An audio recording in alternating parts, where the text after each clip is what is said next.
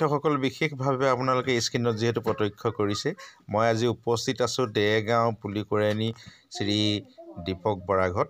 গতিকে তেখেতৰ এখন কুঁহিয়াৰ পৰা যেহেতু শাল আছে আৰু শালখন মই দেখাবৰ কাৰণে আপোনালোকক দেখাইছোঁ প্ৰত্যক্ষ কৰিছে নিশ্চয় আপোনালোকে চাই যাব মোৰ কাৰ্যসূচী বিশেষভাৱে আপোনালোকে যেহেতু দেখিছে এয়া ৰস পেৰি আছে ৰস পেৰি আনি এয়া ফ্লাইট দি দিছে অলপ দেৰি পিছতে ইয়াত জুই দিব আৰু জুই দিয়াৰ পিছত আপোনালোকে গৰম ৰহ হ'ব তাৰপিছত গুড় ইত্যাদি এনেকৈ চিষ্টেমত বনি আহিব ইয়াত তাৰ ফেলাইখন মই দেখালোঁ অকণমান ইয়াত দেখিছে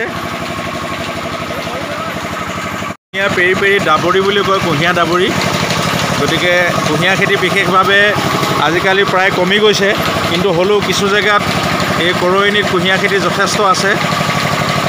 এয়া দেখাইছে এজনে এয়া বহি লৈ পিনি কুঁহিয়াৰ পেৰি আছে আৰু এজনে এয়া যোগান ধৰিছে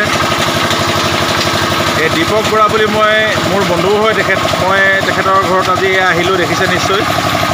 দেখাই আছে কিমান কেইঘণ্টা লাগে গুড়টো বনাবৰ কাৰণে 3-4 ঘণ্টামানত গুড়টো বনি যায় ন গতিকে এই ফেলাইখনত আপোনাৰ কিমান টিং ৰস ধৰে 13 টিং ধৰে ন 13 টিঙত কিমান ৱেট আহে গুড়টো ইয়াত গুড় লৈ আৰু ন তথাপিতো ধৰক 20 কেজিমান ওলাই চাগে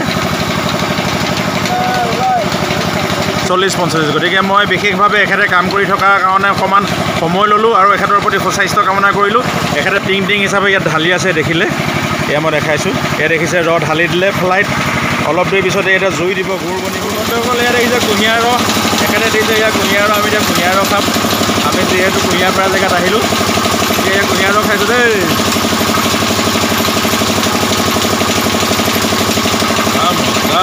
বৰ ধুনীয়া লাগিলে খাই পিনি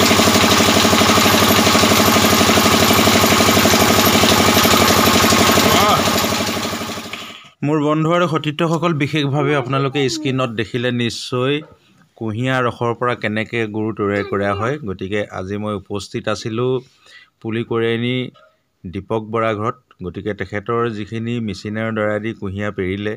আৰু কুঁহিয়াৰ আমি ৰসো যিহেতু খালোঁ আৰু গতিকে কুঁহিয়াৰ পেৰা যি যন্ত্ৰ আছিলে সেইখিনিও আপোনালোকক দেখালোঁ গতিকে কুঁহিয়াৰ পৰা যে গুড় প্ৰডাকশ্যন কেনেদৰে কৰা হয় কিমান পৰিশ্ৰম কৰা হয় তাৰ